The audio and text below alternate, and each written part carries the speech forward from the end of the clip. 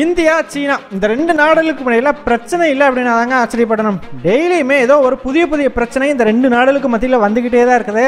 அந்த வகையில் பார்த்தீங்கன்னா இப்போ சீன அரசாங்கம் ஒரு புது ரோடு ஒன்று போட ஆரம்பிச்சிருக்கிறாங்க. ஆனால் அந்த ரோட்டை இந்தியா தனக்கு சொந்தம்னு சொல்லக்கூடிய நிலப்பகுதியில் போட்டுக்கிட்டு இருக்கிறாங்க. ஸோ அதனால் பார்த்தீங்கன்னா இந்தியா மற்றும் சீனாவுக்கு இடையில மீண்டும் பிரச்சனை உருவாகி இருக்குது. ஸோ இந்த வீடியோவில் நம்ம என்ன பார்க்க போகிறோம்னா, சீனா போடக்கூடிய இந்த ரோடு எதனால் இந்தியாவுக்கு ஒரு மிகப்பெரிய ஆபத்து அப்படிங்கிறத பார்க்க போகிறோம். கூடவே இதற்கு இந்திய அரசாங்கம் தரக்கூடிய பதிலடி என்ன அப்படிங்கறது எல்லாத்தையுமே ரொம்ப டீடைலா பார்த்தறோம். வீடியோவை லைக் பண்ணிக்கோங்க, சேனலை சப்ஸ்கிரைப் பண்ணிக்கோங்க. வாங்க வீடியோக்குள்ள போயிடலாம். அறிவோம் தெளிவோம் உறவுகளுக்கு அன்பான வணக்கங்கள்.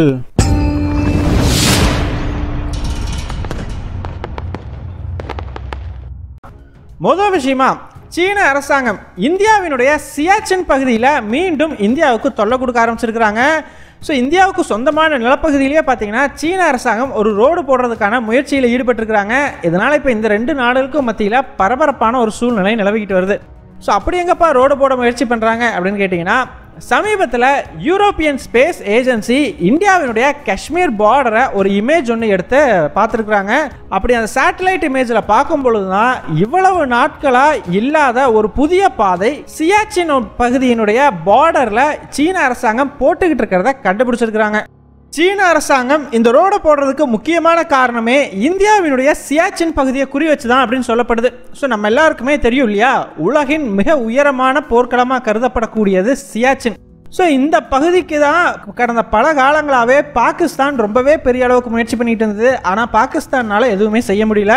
இந்த நிலைமையில இப்போ சீன அரசாங்கமும் இந்த பகுதியை குறி வச்சு களமிறங்கி இருக்கிறதா நம்பப்படுது.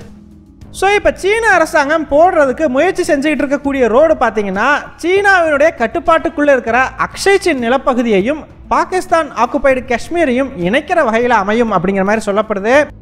ஆக்சுவலாக இந்த அக்ஷய் சின் நிலப்பகுதியுமே இந்தியாவுக்கு சொந்தமானது தான். கடந்த 1947ஆம் ஆண்டு பாகிஸ்தானுக்கும் காஷ்மீருக்கும் இடையில் வந்த பிரச்சனையில் பாகிஸ்தான் அரசாங்கம் பார்த்தீங்கன்னா காஷ்மீருடைய ஒரு பாதி நிலப்பகுதியை ஆக்குபை பண்ணியிருந்தாங்க. அதான் நம்ம பாகிஸ்தான் ஆக்குபைடு காஷ்மீர்னு சொல்கிறோம் இல்லையா, அந்த பாகிஸ்தான் ஆக்குபைடு காஷ்மீருக்கு கீழே இருந்தது தான் இந்த அக்ஷய் சின்.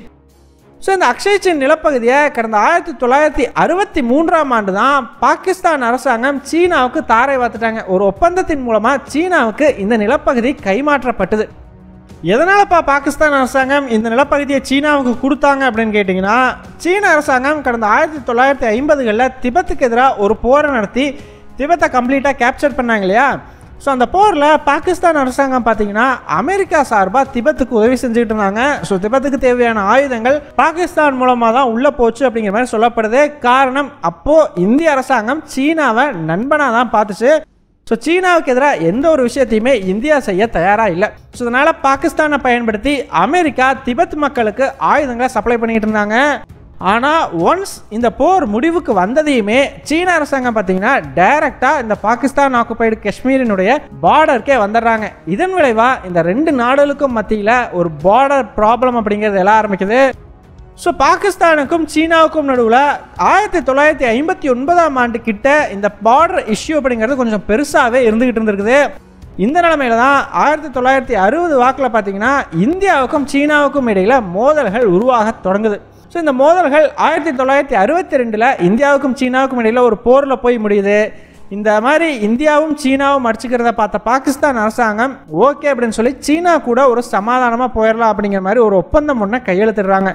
அந்த ஒப்பந்தத்தின் விளைவாக இந்த அக்ஷய் சின் நிலப்பகுதி மட்டும் கிடையாது, சக்ஷம் வேலை அப்படின்னு சொல்லக்கூடிய இன்னொரு பகுதியையுமே தூக்கி சீனாவினுடைய கைகளுக்கு பாகிஸ்தான் தாரை வாத்துறாங்க. என்னதான் பாகிஸ்தான் இதை கொடுத்தாலுமே கூட அதை கொடுக்கக்கூடிய அதிகாரம் பாகிஸ்தான் அரசாங்கத்துக்கு கிடையாது. காரணம், அந்த நிலப்பகுதிக்கு இந்தியாவும் உரிமையை முன் வச்சுக்கிட்டு இருந்தாங்க இல்லையா.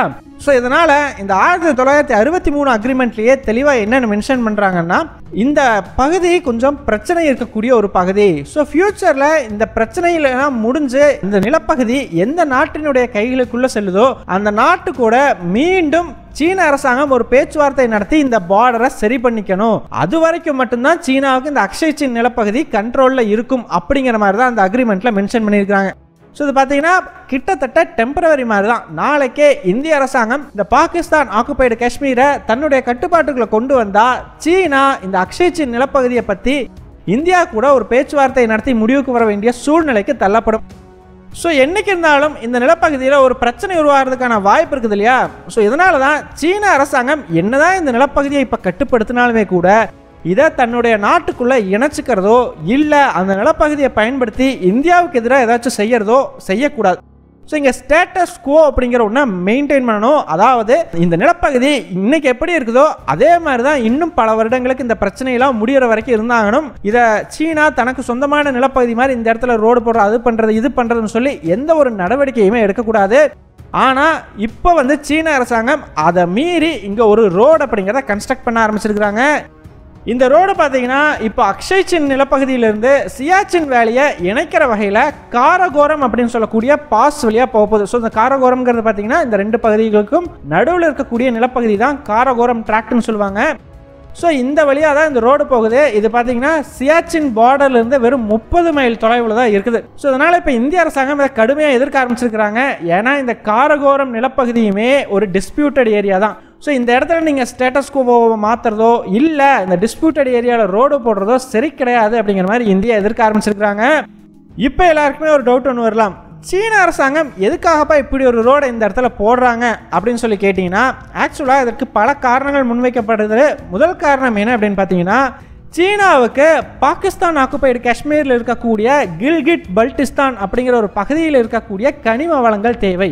ஸோ அந்த கனிம வளங்களை அங்கேருந்து சேஃபாக சைனாவுக்கு எடுத்துகிட்டு போகிறதுக்கு அவங்களுக்கு இந்த ரூட் ரொம்பவே வசதிகரமாக இருக்கும் அப்படின்னு ஒரு காரணம் சொல்லப்படுது. ஸோ ரெண்டாவது காரணம் என்ன அப்படின்னு பார்த்தீங்கன்னா, நாளைக்கே இந்தியாவுக்கு எதிராக ஒரு போரோ இல்லை ஏதாவது ஒரு பிரச்சனையோ சீனாவுக்கு வரும் பொழுது சீன அரசாங்கமும் பாகிஸ்தான் அரசாங்கமும் கோஆப்ரேட் பண்ணுறதுக்கு இந்த ரோடு ஹெல்ப் பண்ணும். ஏன்னா இது இந்த இரண்டு நாடுகளையுமே கனெக்ட் பண்ணுது இல்லையா? ஸோ இந்த ரெண்டு நாடுகளுமே கனெக்ட் பண்ணும் பொழுது மிலிட்ரி ரீதியாக கோஆப்ரேட் பண்ணிக்கிறதுக்கு ரொம்ப ஹெல்ப்ஃபுல்லாக இருக்கும். ஸோ இந்த ரோடை ரெண்டு நாடுகளுமே பயன்படுத்தி இந்தியா மேலே தாக்குதல் நடத்துறதுக்கும் வாய்ப்புகளாக அமையும் அப்படிங்கிற மாதிரி சொல்கிறாங்க. மூன்றாவது முக்கிய காரணம், ஒன்ஸ் இந்த அக்ஷய் சின்னையும் சக்ஷம் வேலையும் கனெக்ட் பண்ணிட்டா சீனாவினுடைய இராணுவத்தை சக்ஷம் வேலையில் நிலைநிறுத்திடலாம். ஸோ அப்படி நிலைநிறுத்தும் போது அது சியாச்சின் கிளேசியரில் இருக்கக்கூடிய இந்திய இராணுவத்துக்கு கொஞ்சம் சிக்கலாக அமையும் அப்படிங்கிற மாதிரி சொல்லப்படுது. அது மட்டும் இல்லைங்க, ஒன்ஸ் இந்த ரோடை கனெக்ட் பண்ணிட்டாங்கன்னு வச்சுக்கோங்களேன், இந்த சியாச்சின் கிளேசியருடைய வடக்கு பக்கமும் சரி தெற்கு பக்கமும் சரி எதிரிகள் தான். வடக்கு பக்கம் பார்த்தீங்கன்னா சீனா இருக்கும், தெற்கு பக்கம் பாகிஸ்தான் இருக்கும்.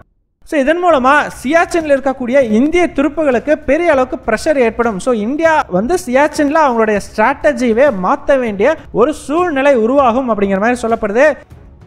இப்போ எல்லாத்துக்கும் ஒரு டவுட் ஒன்று வரலாம், ஏன்பா இந்த சியாச்சின் கிளேசியர் அவ்வளோ முக்கியமான நிலப்பகுதியா, எதுக்கு சீனா இந்த பகுதியை குறி வைக்கிறாங்க அப்படின்னு கேட்டிங்கன்னா, ஆக்சுவலாக இந்த சியாச்சின் கிளேசியருக்கு முதல்ல குறி வச்சது பாகிஸ்தான் தான். ஸோ முதல்லாம் பார்த்தீங்கன்னா சியாச்சின் கிளேசியரில் ராணுவ வீரர்களில் யாரும் இருக்க மாட்டாங்க, ரொம்பவே குளிரான நிலப்பகுதி இல்லையா?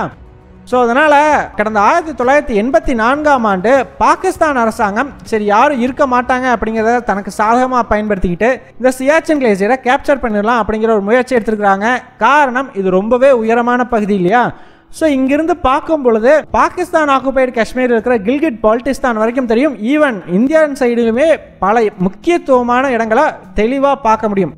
ஸோ எப்பயுமே ஒரு போர் அப்படின்னு வந்துருச்சா யார் ஹைட்டான இடத்துல இருக்கிறாங்களோ அவங்களுக்கு ஒரு டாமினேஷன் அப்படிங்கிறது கிடைக்கும். ஸோ இந்த சியாச்சின் கிளேசியரை கேப்சர் பண்ணுறது மூலமாக அந்த டாமினேஷனை இந்தியாவுக்கு எதிராக நம்ம அடைஞ்சிடலாம்னு சொல்லி பாகிஸ்தான் அரசாங்கம் ஒரு முயற்சி பண்ணியிருக்கிறாங்க. ஸோ என்ன பண்ணியிருக்கிறாங்கன்னு பார்த்தீங்கன்னா, 1984 ஒரு ஐரோப்பிய கம்பெனி கிட்ட இந்த மாதிரி ரொம்பவே குளிர தாங்கக்கூடிய ஒரு சூட்டெல்லாம் ரெடி பண்ணுங்க இராணுவத்துக்காக அப்படின்னு ஒரு ஆர்டர் கொடுத்துருக்குறாங்க. ஏன்னா சியாச்சின் ரொம்பவே கடும் குளிர் வாய்ந்த பகுதி இல்லையா? ஸோ அங்கே போய் ஒரு சண்டை போடணும் அப்படின்னா அதுக்கான சூட்லாம் தயாராக இருக்கணும் இல்லையா, குளிர பயங்கரமாக தாங்குற அளவுக்கு. ஸோ இந்த விஷயத்தை இந்தியாவினுடைய இன்டெலிஜென்ஸ் டிபார்ட்மெண்ட் அப்பயே மோப்ப பிடிச்சிருக்கிறாங்க. இந்த மாதிரி பாகிஸ்தான் ஆர்டர் கொடுத்துருக்காங்கன்னு தெரிஞ்சதையுமே ஓகே அவங்க சியாச்சினுக்கு தான் குறி வைக்கிறாங்க அப்படின்னு சொல்லிட்டு உடனடியாக இந்திய அரசாங்கமும் அவசரமாக இந்த குளிரை தாங்கக்கூடிய உடைகளை எல்லாம் ரெடி பண்ணிட்டு தன்னுடைய ராணுவ வீரர்களை சியாச்சினை நோக்கி அனுப்பி வைக்கிறாங்க. ஸோ இப்போ இந்த ரெண்டு சைடுக்கும் நடுவில் பார்த்தீங்கன்னா யார் முதல்ல அந்த உச்சியை போய் அடையிறது அப்படிங்கிற ஒரு போட்டி தான் அந்த காலகட்டத்தில் நிலவச்சு. இதை தான் ஆப்ரேஷன் மேகதூத் அப்படின்னு நம்ம சொல்கிறோம். ஸோ இந்த ஆப்ரேஷன் மேகதூத்தின் விளைவாக இந்தியாவினுடைய இராணுவம் பாகிஸ்தான் அங்கே வர்றதுக்கு முன்னாடியே சியாச்சினுடைய உச்சியை போய் பிடிச்சிடுறாங்க. இதன் விளைவாக பாகிஸ்தானால் மேலே ஏறி வர முடியல, அவங்க சியாச்சின் பகுதியுடைய கீழ் மட்டத்திலே நின்றுடுறாங்க. இன்னைக்கு வரைக்கும் பாகிஸ்தான் அரசாங்கமும் ஒரு குவிட் போஸ்ட் அப்படிங்கிறத ஒன்று உருவாக்கி சியாச்சினுடைய கீழ் மட்டத்தில் நின்றுக்கிட்டு தான் இருக்கிறாங்க. இந்திய ராணுவம் சியாச்சினுடைய ஹைட்டில் நின்றுட்டு இருக்கிறாங்க. ஸோ இதன் விளைவாக இந்திய அரசாங்கத்துக்கு பார்த்தீங்கன்னா இந்த சியாச்சினை சுற்றி இருக்கிற பகுதிகளில் ஒரு டாமினேஷன் அப்படிங்கிறது என்னைக்கு இருந்தாலும் இருக்கும். ஒரு போர் வர்ற சமயத்தில் இந்த பகுதியை நமக்கு சாதகமாக பயன்படுத்திக்க முடியும். ஸோ அது இருக்கக்கூடாது அப்படிங்கிறதுக்காக பார்த்தீங்கன்னா பாகிஸ்தான் பல முறை சியாச்சினை கைப்பற்றுவதற்கு முயற்சிகள் எடுத்திருக்கிறாங்க. ஈவன் கார்கில் சமயத்தில் கூட முயற்சிகள் எடுக்கப்பட்டதுன்னு சொல்லப்படுது. அது மட்டும் இல்லை, இந்தியா கூட ஒரு அமைதி பேச்சுவார்த்தையும் நடத்தப்பட்டிருக்குது. இந்த மாதிரி வேணாம்ப்பா, நமக்குள்ள பிரச்சனை வேணாம், சியாச்சினை விட்டு உங்களுடைய ராணுவத்தை பின்வாங்கிருங்க, நாங்களும் எங்களுடைய ராணுவத்தை பின்வாங்கிக்கிறோம், நீங்க ஒரு குறிப்பிட்ட இடம் வரைக்கும் அங்க போய் நின்னுக்கோங்க, அதை உங்களோட பார்டரா வச்சுக்கோங்க அப்படின்னு எல்லாமே பேச்சுவார்த்தைகள் நடத்தப்பட்டிருக்குது. ஆனா இந்திய அரசாங்கம் எதற்கும் சம்மதிக்காமல் இன்னைக்கு வரைக்கும் அங்க நம்மளுடைய ராணுவ வீரர்களை கடும் குளிர்ல நிலைநிறுத்தி வச்சிருக்கிறாங்க. ஸோ இந்த நிலைமையில சீனாவும் இப்போ அந்த சியாச்சின் கிளேசியரை குறி வச்சு வந்திருக்கிறாங்க. ஏன்னா அவங்களுக்கும் நல்லாவே தெரியும் ஒரு போர் அப்படின்னு வர்ற பட்சத்தில் இந்த பகுதி ரொம்பவே முக்கியம் அப்படின்னு சொல்லி. அது மட்டும் இல்லை, சீனா பல நாட்களாகவே இந்திய அரசாங்கத்துக்கிட்ட லடாக் பகுதியை வந்து எங்களுடையது அப்படின்னு சொல்லிட்டு இருக்காங்க இல்லையா, அந்த லடாக்குக்கு போகக்கூடிய பாதைகளையுமே ப்ரொடெக்ட் பண்ணக்கூடிய ஒரு முக்கியமான பகுதியாக இந்த சியாச்சின் இருக்கும் அப்படின்னு சொல்லப்படுது. அது மட்டும் இல்லைங்க, இந்த சியாச்சின் கிளேசியர் பார்த்தீங்கன்னா ஒரு மிகப்பெரிய வாட்டர் சோர்ஸ். இதுலேருந்து பார்த்தீங்கன்னா நல்ல ஃப்ரெஷ்ஷான தண்ணி அப்படிங்கிறது கிடைக்கும். ஸோ இந்த வாட்டர் சோர்ஸுக்காகவுமே சண்டைகள் நடக்குது அப்படிங்கிற மாதிரி சொல்கிறாங்க. ஸோ இந்த சியாச்சினை சுற்றி பல காரணங்கள் இருக்குது. இதற்காக தான் சீன அரசாங்கமும் இதை குறிவைக்கிறாங்க. இந்தியாவும் பார்த்தீங்கன்னா இந்த விஷயத்தை சும்மா விடுற ஐடியாவிலே இல்லை. இந்தியாவினுடைய பாதுகாப்புத்துறை அமைச்சரான ராஜ்நாத் சிங் பார்த்தீங்கன்னா ஆல்ரெடி 2 முறை சியாச்சினுக்கு விசிட் பண்ணிட்டு தான் சொல்லப்படுது. இந்த ரிப்போர்ட்ஸ் எல்லாம் இப்போ வெளியாகிறதுக்கு முன்னாடியே கடந்த ஒரு 2 வாரத்துக்கு முன்னாடி விசிட் பண்ணியிருந்தப்போ அங்கே ராணுவம் போரிடுவதற்கு எந்த அளவுக்கு தயார் நிலையில் இருக்குது அப்படிங்கிற மாதிரி ஒரு ரிவ்யூ ஒன்றையும் பண்ணியிருந்திருக்கிறாங்க. இது எல்லாமே சைனாவுக்கு ஒரு மிரட்டல் விடுக்கும் வகையிலான நடவடிக்கை அப்படின்னு தான் சொல்லி ஆகணும். அது மட்டும் இல்லை, இந்த சீனாவுக்கும் இந்தியாவுக்கும் பார்டர் மீட்டிங்ஸ் நடக்குது இல்லையா, அதுலேயும் சைனாவுக்கு கடும் எதிர்ப்புகள் இந்தியா சைடிலிருந்து தெரிவிக்கப்பட்டிருக்குது. இந்தியாவும் விடாப்பிடியா அங்க தன்னுடைய படைகளை நிறுத்தி வச்சிட்டு இருக்காங்க. பயங்கரமா செலவாகுது தான், ஆனாலும் பரவாயில்ல, நாடு தான் முக்கியம், செலவை பார்த்தா வேலைக்கு ஆகாது அப்படிங்கிற மாதிரி இந்தியா தொடர்ந்து தன்னுடைய துருப்புகளை ஸ்ட்ராங்காகவே நிறுத்தி வச்சிட்டு இருக்காங்க. இந்த நிலைமையில சீனா போடக்கூடிய இந்த புதிய பாதை அப்படிங்கிறது சியாச்சின் கிளேசியர்ல இந்தியாவுக்கு ஒரு புதிய சேலஞ்சாவே இருக்கும் அப்படிங்கிறத சந்தேகத்துக்கு இடமே இல்லை. ஸோ நீங்கள் என்ன நினைக்கிறீங்க? சைனாவினுடைய இந்த புதிய ஸ்ட்ராட்டஜியை இந்தியா எப்படி எதிர்க்கணும்? உங்களுடைய கருத்துக்கள் என்ன அப்படிங்கிறத மறக்காம கமெண்ட்ஸை சொல்லுங்கள். எங்கள் டெலிகிராம் சேனல் லிங்க் டிஸ்கிரிப்ஷனில் கொடுக்குறோம். இன்ட்ரெஸ்ட் இருக்கிறவங்க ஜாயின் பண்ணிக்கோங்க. ரொம்ப முக்கியமான செய்திகள் அதில் பகிரப்படும். வீடியோ பிடிச்சிருந்ததுன்னா லைக் பண்ணிக்கோங்க, சப்ஸ்கிரைப் பண்ணிக்கோங்க. இதன் மூலமாக எங்களுடைய வீடியோஸ் இன்னும் நிறைய பேர்த்துக்கு போய் சேரும். முடிஞ்சா உங்களுடைய ஃப்ரெண்ட்ஸுக்கிட்டையும் நிறைய ஷேர் பண்ணிக்கோங்க. இது எங்களுடைய உழைப்புக்கு நீங்கள் கொடுக்குற ஒரு ரிவார்டாக இருக்கும். நன்றி.